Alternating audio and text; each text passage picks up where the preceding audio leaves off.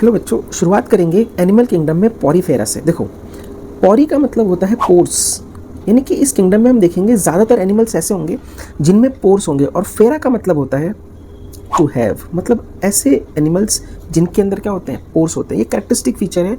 हम बात कर रहे हैं पॉरीफेरा की। देखो, पॉरीफेरा की शुरुआत कैसे होगी? देखो, बड़ी मुश्किल से ये एनिमल्स बनने की शुरुआत है। कैसे होगा? प्रोटिस्टा बने होंगे, फिर उसके बाद धीरे धीरे करके प्रोटोजोआ बने होंगे, ठीक है ना। प्रोटोजोआ से फिर एनिमल्स बने हैं जिन्हें हम बोलते हैं पॉरीफेरा। सबसे सिंपलेस्ट है, और जाहिर सी बात है सबसे सिंपलेस्ट है, तो एनिमल की शुरुआत कहाँ से हुई है? ये शुरुआत हुई है बच्चों पानी से। तो ये ज़्यादातर मरीन होते हैं। ज़्यादातर मरीन होने का मतलब ये है कि सारे मरीन नहीं होंगे, कुछ ऐसे भी होंगे जो फ्रेश वाटर में पाए जाएंगे, ठीक है। उसके अलावा जब मैं इनकी सिमिट्री की बात करूँगा तो देखो, बड़ी मुश्किल से कई सारे सेल्स मिलकर उन्होंने एक ऑर्गेनाइजेशन बनाया है। बड़ी मुश्किल से इन्होंने एक बॉडी बनाई है जो लिविंग की तरह है। तो ऐसा नहीं होगा कि इसके अंदर कोई सिमिट्री होगी। ज़्यादातर ये ऐसे होते हैं जो असिमेट्रिकल होते हैं, असिमेट्रिकल, ठीक है। अच्छा, अब ये कैसे होंगे? क्या इनके अंदर टिश्यू होंगे? नहीं, इनके अंदर सिर्फ सेल्स होंगे, और ज़्यादातर ऐसे होंगे जो मल्टी सेलुलर होंगे। मल्टी सेलुलर, तो इनमें टिश्यू नहीं है, बहुत सारे सेल्स होते हैं। ज़्यादातर क्या है, ये मल्टी सेलुलर ही होते हैं, ठीक है। तो इनके अंदर सेलुलर लेवल का ऑर्गेनाइजेशन होता है, ठीक है बच्चों। अब असिमेट्रिकल मैंने क्या बताया तुम्हें? मोस्टली असिमेट्रिकल है। कुछ ऐसे भी हो सकते हैं कि जो जिसमें रेडियल सिमेट्री होती है, इसलिए एनसीईआरटी कहती है कि मोस्टली असिमेट्रिकल है। अब इनकी बॉडी काम किस तरीके से करती है, ये सबसे इंपॉर्टेंट होता है। देखो, ये पूरा का पूरा एक मैंने स्पॉन्ज बनाया, एक पॉरीफेरा बनाया तुम्हारे लिए, और इसके अंदर अगर तुम ध्यान से देखो तो ये छोटे छोटे पोर्स हैं। इनके अंदर होता क्या है, कुछ सेल्स होते हैं जिनको हम बोलते हैं पोरोसाइट्स। उनमें न्यूक्लियस एक साइड हो जाता है और सेल्स के बीच में गैप बन जाता है, और वही है इस तरीके से अरेंज है। और उनमें ये होगा क्या, यहाँ से पानी इनके अंदर आएगा। जितने भी पोर्स हैं, मैंने दूसरी साइड भी बनाया, पर ये एक साइड यहाँ से ही पानी एंटर करता है इनके अंदर। पूरे जीवन में यही चलता रहता है, यहाँ से पानी एंटर करता है। यहाँ पे भी ऐसे ही ओस्टिया, इनके पोर्स होंगे छोटे छोटे, इनको ओस्टिया बोलते हैं। इनको बोलते हैं बच्चों ओस्टिया। तो यहाँ से पानी एंटर करेगा, यहाँ से पानी एंटर करेगा, यहाँ से पानी एंटर करेगा, जहाँ जहाँ भी पोर्स होंगे, और फिर इस बीच की कैविटी में जाएगा। स्पॉन्ज की कैविटी है, इसीलिए इसको हम बोलते हैं स्पॉन्जोसील। इसे बोलेंगे बच्चों स्पॉन्जोसील। अब पानी यहाँ से जाएगा, फिर इसके बाद ये जो सेल्स देख रहे हो, इन सेल्स को बोलते हैं कोएनोसाइट्स। कैरेक्टरिस्टिक फीचर है स्पॉन्जेस का, यही वो सेल है जो पहचान है। ये कहीं और नहीं पाए जाते, सिर्फ पॉरीफेरा में पाए जाते हैं, इसीलिए इन्हें बोलते हैं कोएनोसाइट। इन सेल्स का नाम है कोएनोसाइट्स। अब पानी जब इनके अंदर, इन पोर्स से अंदर चला जाता है, तो इन कोएनोसाइट्स का एक कोऑर्डिनेटेड मूवमेंट होता है। इनमें तुम देखो ध्यान से, फ्लैजिला भी यही। तो इनके अंदर ऐसा मूवमेंट होता है जो पानी को अपवर्ड पुश करता है, और ये स्पॉन्जोसील से होते हुए पानी सारा का सारा यहाँ से बाहर चला जाता है। तो ये जहाँ से पानी जा रहा है, इसको बोलते हैं बच्चों ऑस्कुलम, ठीक है। तो इनके पूरे जीवन में यही काम होता रहता है, यहाँ से पानी एंटर करता है, यहाँ से बाहर जाता रहता है। स्पॉन्जोसील है, और ये इस तरीके से पानी एक जा रहा है और एक कैनाल की तरह बना रहे हैं। इसे बोलते हैं वाटर कैनाल सिस्टम। पॉरीफेरा में बहुत इंपॉर्टेंट है, नीट में कई बार आ चुका है ये। तो ये बनाता है बच्चों वाटर कैनाल सिस्टम, बहुत बहुत बहुत इंपॉर्टेंट है ये। अब ये जो कोएनोसाइट है, इन्हें हम कॉलर सेल भी बोलते हैं बच्चों। कॉलर की तरह है ये। इसका अगर मैं स्ट्रक्चर तुम्हें बना के दिखाऊं तो ये इस तरीके से होगा, और ये ऐसे इस तरीके से, और इसमें ये फ्लैजिला इस तरीके से लगा हुआ है, ठीक है। इसके बाद क्या होगा, यहाँ से जो पानी आ रहा है, यही इनका जीवन है, यही सब कुछ है। तो इससे जब ये पानी आता है ना, तो जब वाटर कैनाल से पानी एंटर करता है, तो यहीं से वो बाकी सारी चीज़ें कर लेते हैं, यानी कि यहीं से इनका न्यूट्रिशन आ जाता है। तो सिर्फ फूड आएगा, यहाँ से डाइजेशन वगैरह नहीं होता है, सिर्फ फूड की एंट्री यहाँ से हो सकती है। उसके अलावा एनसीईआरटी में लिखा नहीं है, मगर यहीं से स्पर्म की एंट्री होती है, तो रिप्रोडक्शन में भी हेल्प करते हैं। मैं लिख देता हूँ, स्पर्म की एंट्री भी यहीं से होती है, ठीक है, इन्हीं पोर्स के थ्रू। यहीं से गैसियस एक्सचेंज होगा, यानी ऑक्सीजन यहाँ से आएगा, ठीक है, जो इन सेल्स को लेना होगा लेंगे, और फिर बाहर यहाँ कार्बन डाइऑक्साइड भेज देंगे। तो गैसियस एक्सचेंज यानी कार्बन डाइऑक्साइड ऑक्सीजन, इनका एक्सचेंज भी यहीं से होगा बच्चों। और उसके अलावा एक्सक्रीशन भी तो यहीं से होगा। तो जो भी यहाँ पर आएगा फूड, या जो भी चीज़ें गैदरिंग होगी, वो इन कोएनोसाइट सेल्स में जाती हैं, और वहाँ पर इनका डाइजेशन होता है। और डाइजेशन होने के बाद जो भी वेस्ट होता है वो इन सेल्स को बाहर निकाल देते हैं, और यहाँ से बाहर चला जाता है। तो यहीं पर इनका एक्सक्रीशन भी होता है। एक्सक्रीशन में मेनली तुम पता है मरीन है, ये ज़्यादातर पानी में जो रहते हैं, उनका एक्सक्रीटरी क्या होता है, अमोनिया होता है। एनसीईआरटी में लिखा नहीं है, पर तुम जानते हो कि पानी के अंदर जो भी ऑर्गेनिज्म होंगे, फिश वगैरह, इन सब का जो एक्सक्रीटरी प्रोडक्ट होता है वो होता है अमोनिया, ठीक है। तो ये सारी चीज़ें हो गई। अब मैंने क्या क्या बताया ये मरीन होते हैं मोस्टली, असिमेट्रिकल है, मल्टी सेलुलर है, वाटर कैनाल सिस्टम होता है, पानी यहाँ से जाता है, फिर उसके बाद यहाँ से जाने के बाद यहाँ से बाहर चला जाता है पूरे। अच्छा, मैं पता कैसे चला कि इस तरीके से ही पानी का मूवमेंट होता होगा? साइंटिस्ट ने क्या किया बच्चों कि इसके आसपास कलर डाई डाल दिया, और उन्होंने क्या देखा कि जब मैं यहाँ से कलर डालता हूँ आसपास इसके, तो वो कलर यहाँ से एंटर करता है और यहाँ से एग्जिट करता है। कभी भी ऐसा नहीं होता कि यहाँ से कलर चला जाए। भाई ये भी तो हो सकता है ना, ये पोर है तो पानी यहाँ से और यहाँ से चला जाए, कभी नहीं होता बच्चों। हमेशा हम देखेंगे कि पानी यहाँ से, क्योंकि इस तरीके का इनका कोऑर्डिनेटेड मूवमेंट ही इस तरीके का होता है कि पानी यहाँ से आ सकता है और यहीं से जाता है। और कलर डाल के हमने देखा तो वो हमेशा कलर यहीं से एंटर करता है और यहीं से वापस जाता है। इस तरीके से ये एक तरीके से कन्फर्मेशन भी हो जाती है। ठीक है बच्चों। अब डाइजेशन कैसा होता है, हम हर चीज़ का यही पढ़ते हैं, नर्वस सिस्टम तो इसमें होगा नहीं। डाइजेशन इसके अंदर कैसा होता है? डाइजेशन होता है बच्चों इसका इंट्रासेलुलर। इंट्रासेलुलर का मतलब सेल के अंदर डाइजेशन होगा, हमारी बॉडी की तरह नहीं होता। हमारी बॉडी में डाइजेशन कैसे होता है? हमारी बॉडी में कोई भी फूड पहले स्टमक में जाएगा, स्टमक का जो अंदर गैप मतलब जो खाली जगह है वहाँ पे एंजाइम जो भी चीज़ सिक्रेट होती है वहाँ डाइजेशन होता है, फिर हम एब्जॉर्ब करते हैं। मगर इनके अंदर सेल के अंदर ही फूड जाएगा और डाइजेशन होगा। अगर ऐसी कंडीशन है जहाँ पे सेल के अंदर डाइजेशन हो तो क्या कोई फूड बहुत बड़ा हो सकता है क्या? इसीलिए उस सेल से छोटा ही तो फूड हो सकता है, इसीलिए ज़्यादातर ये प्रोटोजोआ, बैक्टीरिया, यही सब चीज़ें ही खा सकते हैं। ठीक है, और इन्हीं पे ये जिंदा है। तो डाइजेशन हो गया इंट्रासेलुलर, यानी कि सेल के अंदर इनका डाइजेशन होता है। अब नेक्स्ट, ये इस तरीके से खड़े कैसे शेप में? भाई इनकी शेप, जब इनके अंदर कुछ हड्डियाँ, ये कोई एनिमल है ही नहीं, तो ये इस शेप में कैसे खड़े रह सकते हैं? इसलिए क्योंकि इनके अंदर भी कुछ ऐसी चीज़ें होती हैं जो इसके स्केलेटन की तरह प्रोवाइड करती है, उसको शेप प्रोवाइड करती हैं जिससे कि एक सही तरीके से खड़े रह सके। और ये होता कहाँ है? ये जो कोएनोसाइट सेल है और ये जो बाहर की मेम्ब्रेन है, उनके बीच में गैप होता है, वहीं पे ये सेल्स पाए जाते हैं। देखो दोनों तरफ होगा, मैं चारा बना नहीं रहा। ठीक है, इनका नाम क्या है? इन्हें बोलते हैं हम, अगर प्रोटीन का बना है तो उसे बोलेंगे हम स्पॉन्जिन प्रोटीन। स्पॉन्जिन प्रोटीन, ठीक है। और कभी कभी ऐसा भी होता है कि इसके अंदर स्पिक्यूल्स होते हैं, मतलब ये स्पॉन्जिन प्रोटीन तो होता ही है, साथ साथ इसमें स्पिक्यूल भी होता है, दोनों मिलकर इसका स्केलेटन बनाते हैं। स्पिक्यूल का मतलब ही है कांटे की तरह बच्चों। और ये किसका बना होता है? ये दो चीज़ों का हो सकता है, या तो सिलिका का हो सकता है और या फिर हो सकता है ये बच्चों कैल्शियम का। ठीक है, तो ये एक स्ट्रेंथ प्रोवाइड करते हैं जिसकी वजह से ये शेप में है ये, वरना फिर ये ऐसे गिर जाएंगे। अब बात करेंगे बच्चों इसके रिप्रोडक्शन की। रिप्रोडक्शन देखो सबसे इंपॉर्टेंट है, हम हर जगह रिप्रोडक्शन के बिना तो नहीं पढ़ सकते किसी भी चीज़ को। रिप्रोडक्शन कैसे होता है? इसमें दो टाइप का होगा, एक होगा असेक्सुअल रिप्रोडक्शन, ठीक है, और दूसरा होगा सेक्सुअल रिप्रोडक्शन। सेक्सुअल रिप्रोडक्शन देखो असेक्सुअल रिप्रोडक्शन कैसे होता है? इसके अंदर यहाँ पर कुछ सेल्स होते हैं, हमें ये नहीं पढ़ना बच्चों, बस कुछ चीज़ें हैं जो तुम्हें समझने के लिए अगर एक दो चीज़ें याद करोगे तो बहुत बेटर रहेगा। इन्हें बोलते हैं आर्क्योसाइट सेल्स। इससे दो चीज़ें हम समझ सकते हैं, इसलिए मैं थोड़ा एक्स्ट्रा करा रहा हूँ। आर्क्योसाइट सेल्स होते हैं यहाँ पर। ये आर्क्योसाइट सेल जो होते हैं ये टोटीपोटेंसी होती है, यानी कि यहाँ पर जहाँ पर भी ये गिरेंगे वहाँ से नया सेल बना सकते हैं, ये नया ऑर्गेनिज्म बना सकते हैं। तो यही वो सेल हैं जिनकी वजह से ये फ्रेगमेंटेशन कर पाते हैं। फ्रेगमेंटेशन असेक्सुअल रिप्रोडक्शन, हालांकि इनके अंदर एक और तरीके से भी होती है, ये गैम्यूल्स वगैरह ही बनाते हैं, पर एनसीईआरटी में हमारे फ्रेगमेंटेशन है तो हम सिर्फ इसे ही पढ़ेंगे। असेक्सुअल रिप्रोडक्शन ये कर सकते हैं, फ्रेगमेंटेशन जानते हो, तुमने 10th में ही पढ़ा है फ्रेगमेंटेशन क्या है। उसके लिए मेन बंदा ये आर्क्योसाइट सेल है। दूसरा सेक्सुअल रिप्रोडक्शन कर सकते हैं ये जितने भी पॉरीफेरा होते हैं बच्चे, ये हर्माफ्रोडाइट होते हैं, यानी कि मेल और फीमेल गैमेट दोनों बनाने की कैपेसिटी है इनके अंदर। तो ये क्या करते हैं, इनमें जो आर्क्योसाइट सेल है ये बनाते हैं बच्चों एग सेल, ठीक है, और जो हम कोएनोसाइट सेल पढ़ रहे थे ये बनाते हैं स्पर्म। पर ये दोनों बनाते तो हैं, ये दोनों बना सकते हैं, मगर इनका फर्टिलाइजेशन कभी भी ऐसा नहीं होता, कभी भी क्या मतलब ज़्यादातर ऐसा नहीं होता कि ये आपस में कभी फर्टिलाइजेशन हो जाए। इनका हमेशा क्रॉस फर्टिलाइजेशन ही होती है। कैसे? क्योंकि इन दोनों का जो मैच्योरिटी पीरियड है वो अलग अलग है। जिस समय एग मैच्योर होता है तब स्पर्म मैच्योर नहीं होता, जब स्पर्म होता है तब एग नहीं होता। और होता कैसे, जैसे मान लो कि यहाँ पर कोएनोसाइट है, यहाँ पर स्पर्म जो था वो मैच्योर हो गया, या किसी और पॉरीफेरा का समझ लो स्पर्म मैच्योर हो गया, तो वो यहाँ से आएगा इस ऑस्टिया के थ्रू, और वो कोएनोसाइट सेल्स जो होते हैं उनके पास जाता है, और कोएनोसाइट सेल्स जो होते हैं वो उसे ट्रांसफर कर देते हैं आर्क्योसाइट सेल तक, और आर्क्योसाइट सेल्स जो होते हैं वो फिर एग के पास पहुंचा देते हैं और वहाँ पर उनकी फर्टिलाइजेशन होती है।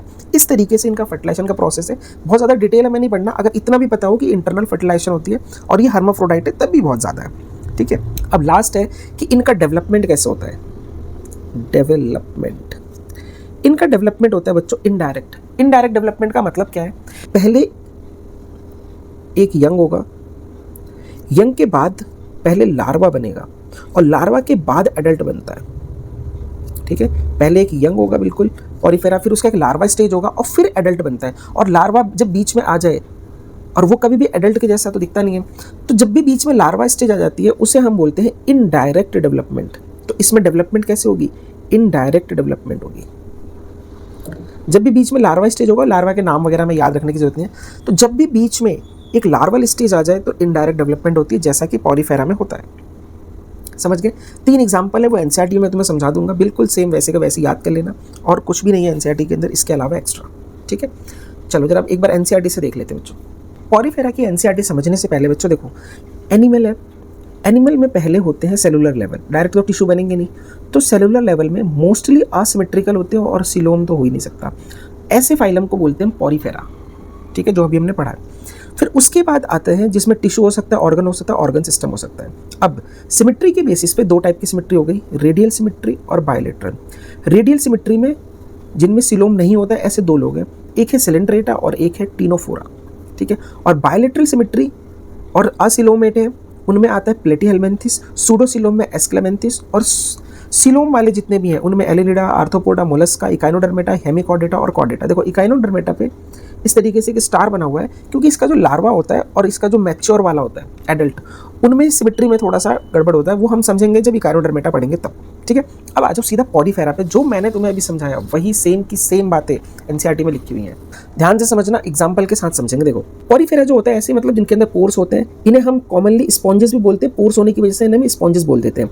दे आर जनरली मरीन, देखो जनरली, ये नहीं बोल रहे कि सारे मरीन होंगे, जनरली मरीन होते हैं, कोई कुछ फ्रेश वाटर में ही पाए जा सकते हैं। मोस्टली असिमेट्रिकल है, फिर से ये नहीं बोल रहा है कि बिल्कुल ही सबके सब असिमेट्रिकल होंगे, मोस्टली असिमेट्रिकल होंगे। दीज आर प्रिमिटिव, सबसे पुराने मल्टी सेलुलर एनिमल्स हैं, have a cellular level of organisation. इनमें सिर्फ सेल्स होते हैं और उन्हीं से पूरी की पूरी बॉडी अलग अलग सेल से मिलकर बनी है। Sponges have the water transport canal system, अभी तुमने डायग्राम में मैंने बताया कि पानी यहाँ से एंटर करता है इन ऑस्टिया से और ये ऑस्कुलम में यहाँ से बाहर निकल जाता है, तो एक कैनाल की तरह बन रहा है, इसीलिए हम क्या बोलते हैं इसे? Water canal system. Water enter through the minute spore, यहाँ ऑस्टिया से एंटर करता है in the body wall and central cavity, फिर सेंट्रल कैविटी स्पॉन्जोसील में जाता है, from where it goes out through the osculum, फिर यहाँ ऑस्कुलम से ये बाहर निकल जाता है। अच्छा, this pathway of water transport helpful, ये किस चीज़ में हेल्प करता है? फूड डाइजेशन में नहीं, गैदरिंग में, यानी कि फूड को आने में, इकट्ठा करने में हेल्प करता है। रेस्पिरेशन में यहीं से ऑक्सीजन आ जाएगी, ट्रांसपोर्ट हो जाएगा, यानी कि रेस्पिरेटरी एक्सचेंज, कार्बन डाइऑक्साइड भी यहीं से बाहर, इसी रास्ते से बाहर निकाल देंगे। रिमूवल ऑफ वेस्ट कहाँ से करेंगे? जब एक ही रास्ता, एक ही पाथवे, सब कुछ एक ही है, तो यहीं से रिमूव कर देंगे वेस्ट को। उसके अलावा अगर कोएनोसाइट सेल्स को देखोगे तुम, तो या कॉलर सेल को, क्योंकि कॉलर की शेप में होता है, ये स्पॉन्जोसील को लाइन करता है, यानी कि देखो पूरा उसको घेर, डायग्राम में देखो, ये देखो, ये पूरा इसको चारों तरफ से इसको घेरता है, इसलिए बोल रहे हैं इसको लाइन करता है चारों तरफ से। डाइजेशन इंट्रासेलुलर है, सेल के अंदर डाइजेशन होता है, हमारी बॉडी में सेल के अंदर डाइजेशन नहीं है, सेल के बाहर होता है। The body is supported by skeletal system, 2 type का इनके अंदर स्केलेटल सिस्टम होता है। स्पिक्यूल्स होते हैं जो कैल्शियम और सिलिका के बने हो सकते हैं, स्पॉन्जिन फाइबर प्रोटीन के बने होते हैं। सेक्सेस आर नॉट सेपरेट, एक ही पॉलीफेरा में दोनों होंगे, मेल भी फीमेल भी, hermaphrodite. Egg and sperm are produced by the same individual. Sponges produce asexual होता है, फ्रेगमेंटेशन से सेक्सुअल रिप्रोडक्शन होता है, उसमें गैमेट्स बनाते हैं, ठीक है। कौन से सेल बनाते हैं सब पढ़ा दिया मैंने तुम्हें। अच्छा, इसकी एक चीज़ समझना, इनका जो लार्वा होता है ना, लार्वल स्टेज जो ही बोल रहे हैं, लार्वा मूव कर सकता है। अब तुम सोचो अगर पॉलीफेरा तो ससाइल होते हैं, मूव करते नहीं है, लार्वा भी मूव नहीं करेगा तो सारे पॉलीफेरा तो एक ही जगह हो जाएंगे। तो लार्वा जो होता है वाटर करंट से अलग तरीके से मूव कर सकता है। फर्टिलाइजेशन बॉडी के इंटरनल होता है, ऐसा नहीं होता है कि फिशेस की तरह कि स्पर्म और एग पानी में मतलब डिपॉजिट कर दिए फिर उसके बाद वो खुद ही फर्टिलाइज हो रहे हैं। बॉडी के अंदर मैंने बताया था, ऑस्टिया से अंदर घुसते हैं, कोएनोसाइट तक जाते हैं, फिर आर्कियोसाइट्स तक जाते हैं, फिर एग तक पहुंचते हैं, अंदर डेवलपमेंट होता है। और इनडायरेक्ट है क्योंकि लार्वा स्टेज है, morphologically distinct from the adult. Larva जो होता है एडल्ट से अलग दिखता है। इसके 3 एग्जाम्पल है बच्चों एनिमल किंगडम के अंदर पॉलीफेरा के। एक है साइकॉन, ठीक है, इसका कॉमन नेम याद रखना बहुत ज़रूरी है, आजकल नीट में ट्रेंड में है ये। स्पॉन्जिला फ्रेश वाटर स्पॉन्ज है, मैंने बोला था ना सारे के सारे पॉलीफेरा मरीन नहीं होते, कुछ फ्रेश वाटर में पाए जाते हैं, इंपॉर्टेंट है। यू स्पॉन्जिया जिसका नाम है बाथ स्पॉन्ज, पुराने ज़माने में राजा महाराजा इसको नहाने में यूज़ करते थे, ठीक है, साबुन की तरह यूज़ करते थे इसको, ठीक है बच्चों। अब पढ़ेंगे हम सिलेंट्रेटा। पॉलीफेरा जो थे, पॉलीफेरा के बाद जो ऑर्गेनिज्म डेवलप हुए या जो एनिमल्स बने, उन ग्रुप को, उन फाइलम को हम बोलते हैं सिलेंट्रेटा, जो मोस्टली मरीन है, एक्वेटिक है, कुछ इनके दो फॉर्म्स होते हैं। सिलेंट्रेटा को अगर तुम देखोगे तो तुम्हें दो टाइप के मिलेंगे, कुछ ऐसे होंगे जो मूव कर सकते हैं, कुछ सिलेंट्रेटा ऐसे होते हैं जो मूव नहीं कर सकते। तो जो मूव कर सकते हैं उन्हें बोलते हैं हम मेडुसा फॉर्म, और जो मूव नहीं कर सकते उन्हें बोलते हैं हम पॉलीफॉर्म यानी कि सेसाइल। अब कुछ चीज़ें जो बेसिक हमें समझनी है और थोड़ा सा पॉरीफेरा से रिलेट करना है वो ये कि पॉरीफेरा असिमेट्रिकल था, मगर इसमें होती है बच्चों रेडियल सिमेट्री। रेडियल सिमेट्री से फ़ायदा ये है कि चारों तरफ से हम इक्वल इन्वायरमेंट से जुड़े रहते हैं चारों तरफ से, तो ये एक फ़ायदा है। ठीक है, ये जो होते हैं बच्चों ये होते हैं डिप्लोब्लास्टिक, यानी कि दो जर्म लेयर से मिलकर बने हैं, एक्टोडर्म और मीजोडर्म से, और बीच में मीजोग्लिया होगा, जाहिर सी बात है। रेडियल सिमेट्री मैंने तुम्हें बता ही दिया। ठीक है, अब इनकी बॉडी को अगर हम ध्यान से देखें ना तो देखो ये इनकी बॉडी है। इस पूरी बॉडी के अंदर, अब ये पॉरीफेरा की तरह ऐसे नहीं जिनके अंदर बॉडी में पोर्स हो, तो जब यहाँ पोर्स नहीं है तो यहाँ पे एक ऐसी जगह होनी चाहिए जहाँ से चीज़ें अंदर बाहर जा सकें। तो ये पूरा जो एरिया देख रहे हो इसे बोलते हैं हाइपोस्टोम। हाइपो मतलब नीचे, स्टोम मतलब ओपनिंग, जैसे स्टोमेटा होता है ना, तो हाइपोस्टोम बोलेंगे, और यहीं पर इसका माउथ होता है। तो इसमें चीज़ें चलती कैसे हैं, यहीं से चीज़ें एंटर करेंगी फूड वगैरह, और यहीं से चीज़ें बाहर जाती हैं। तो ये डाइजेस्टिव सिस्टम कैसा हो गया, ऐसे डाइजेस्टिव सिस्टम को बोलते हैं इनकम्प्लीट डाइजेस्टिव सिस्टम। अब देखो ये बड़ी पॉरीफेरा से हम आगे बढ़ रहे हैं ना बच्चों, तो एकदम से ऐसा नहीं होगा कि पूरा डाइजेस्टिव सिस्टम बन जाएगा, मगर उसकी शुरुआत हम देख सकते हैं इवोल्यूशनरी नजरिए से कि देखो यहाँ से चीज़ें जा रही हैं और एक सिस्टम बनना स्टार्ट हो रहा है। तो इसमें सिर्फ इतना ही रहता है। ऐसे देखो जो दूसरा फॉर्म है उसमें भी ऐसा ही है, ये हाइपोस्टोम है, ये इसकी ओपनिंग है, यहीं से चीज़ें अंदर जाएंगी, यहीं से बाहर आ जाएंगी, अनडाइजेस्टेड या जो भी चीज़ें होती हैं। ठीक है, अब इसके बारे में मेन क्या है समझने का कि इसके अंदर ना ये एक कैविटी है, ये जहाँ पे ये चीज़ें जाती हैं और वापस जहाँ से आ जाती हैं। इस कैविटी को बोलते हैं हम सिलेंट्रॉन। समझ रहे हो इसका नाम क्यों सिलेंट्रेटा है, इसको बोलते हैं हम सिलेंट्रॉन। अब मेरी बात समझो, सीलो वर्ड आता है कैविटी के लिए, और ईएनटी आता है इंटेस्टाइन वगैरह के लिए, डाइजेस्टिव, यानी ऐसा कोई कैविटी जिसके अंदर डाइजेशन भी हो उसे बोलेंगे हम सिलेंट्रॉन। तो इस फाइलम का नाम हमने पहले सिलेंट्रॉन रखा, फिर हमें पता चला कि अगला जो फाइलम है टीनोफोरा, उसमें भी सेम इसी तरीके की कैविटी होती है। और हम जब भी किसी फाइलम का नाम रखते हैं तो उसके एक यूनिक फीचर पे रखते हैं। जैसे पॉरीफेरा में हमने रखा पोर्स के बेसिस पे, सिलेंट्रेटा इसका नाम तो नहीं रख सकते थे क्योंकि ये टीनोफोरा में भी है और ये इसके अंदर भी है। तो इसका फिर हमने देखा कि और कौन सा ऐसा फीचर है जो सिर्फ इसमें होता है। तो हमने देखा कि इनके जो टेंटिकल्स निकले हुए ना, ये हो चाहे ये हो, इन टेंटिकल्स को अगर हम थोड़ा सा मॉडिफाई करके देखें, देखो ये टेंटिकल छोटा सा जो डॉट है इसको मैंने थोड़ा सा मॉडिफाई, थोड़ा सा इनलार्ज करके जब मैं देखूं तो ये खास सेल्स होते हैं जिन्हें हम नीडोब्लास्ट या नीडोसाइट्स बोलते हैं, और इन्हीं की वजह से इनका नाम पड़ा नाइडेरियंस। ठीक है, अब इसके बारे में थोड़ा समझने की कोशिश करेंगे। देखो ये पूरा का पूरा नीडोब्लास्ट या नीडोसाइट है, और इसके अंदर ये जो कैप्सूल की तरह दिख रहा है आपको, इसे बोलते हैं हम निमेटोसाइट। और इसके अंदर ये एक हंटर की तरह है, इसके ऊपर इस तरीके से ये समझ लो एक स्टिंग की तरह कुछ है। ठीक है ना, जैसे ही यहाँ पर ये एक है बच्चों, ये दिख रहा है सेल के बाहर, इसे बोलते हैं नीडोसिल। चलो इसे भी नाम लिख ही देता हूँ मैं, एनसीईआरटी में नहीं है बच्चों, इसे बोलते हैं हम नीडोसिल। अब जैसे ही मान लो कोई आसपास ऑर्गेनिज्म है, आसपास मान लो ये बैक्टीरिया आ रहा है, तो ये जब ये पानी के अंदर ही रहते हैं ये, तो जैसे इसके पास से गुजरेगा तो पानी की एक वेव जो होगी वो हिलेगा, वो पानी थोड़ा सा, वो वेव जब यहाँ तक महसूस होगा, ठीक है, तो ये क्या करेंगे, ये एक्टिवेट हो जाते हैं एक तरीके से। इसके अंदर जो होता है ट्रिगर प्रेशर बढ़ जाता है, और ये हंटर टाइप का जो है ये बाहर की तरफ हो जाता है, और इसमें से ये जाके सीधा इसमें घुस जाता है। समझ गए? इस तरीके से इन नीडोसाइट का ये इस्तेमाल कर सकते हैं। ठीक है, अब इनका इस्तेमाल ये कहाँ कहाँ कर सकते हैं? सबसे पहले तो अगर शिकार करना, जैसे बैक्टीरिया को मारना चाहते हैं तो कैप्चर करने के लिए किसको? प्रे को। दूसरा ये इसका इस्तेमाल कहाँ कर सकते हैं बच्चों? डिफेंस के लिए। मान लो इन्हें कोई मारने आ रहा है तो उसमें भी तो कर सकते हैं, उसमें भी तो इस्तेमाल कर सकते हैं, तो डिफेंस में कर सकते हैं। दूसरा, अगर एक जगह से दूसरी जगह जाना चाहते हैं तो ये तो सेसाइल, ये कैसे जाएंगे? जेलीफिश तो जा सकती है, मेडुसा मोटाइल होते हैं ये सारे, पर ये कैसे जाएंगे? तो ये जा नहीं पाएंगे। तो ये क्या करते हैं, जैसे मान लो यहाँ से कोई लीफ तैरता हुआ आ रहा था या कुछ और ऐसा है, तो ये इसके अंदर इस तरीके से घुसा देते हैं, और ये लीफ जब आगे आगे जाएगा तो ये पीछे पीछे हाइड्रा उसमें चला जाता है। समझ गए? तो इस तरीके से एक जगह से दूसरी जगह ये मूवमेंट कर सकते हैं। तो एक तीसरा काम है एनकॉरेज। एनकॉरेज का मतलब होता है किसी चीज़ को पकड़ने के लिए। से मान लो या फिर ये बहते हुए जा रहे थे, ठीक है, जब ये बहते हुए जा रहे हैं एक तरीके से, और फिर अगर किसी जगह रुकना चाहते हैं तो इसमें से इस तरीके से निकालेंगे और किसी सरफेस से अपने आप को अटैच कर लेंगे। तो ये काम हो गया किसका? नीडोब्लास्ट का।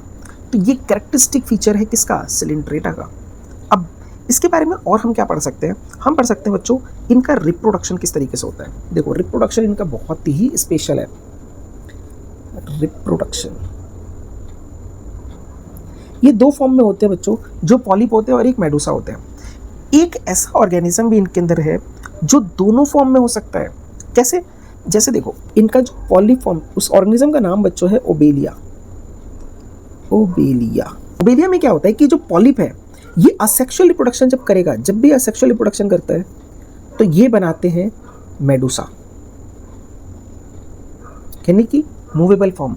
और मेडूसा जब सेक्सुअल रिप्रोडक्शन करेगा तो वो बनाएगा पॉलिप, यानी कि अलग अलग जनरेशन में अलग अलग चीज़ें बनती है। इसे बोलते हैं alternation of generation. Alternation of generation, एक जनरेशन कुछ है तो दूसरी जनरेशन कुछ और बनाती है। और अल्टरनेशन ऑफ जनरेशन प्लांट्स में भी होता है, स्पोरोफाइट और गैमेटोफाइट।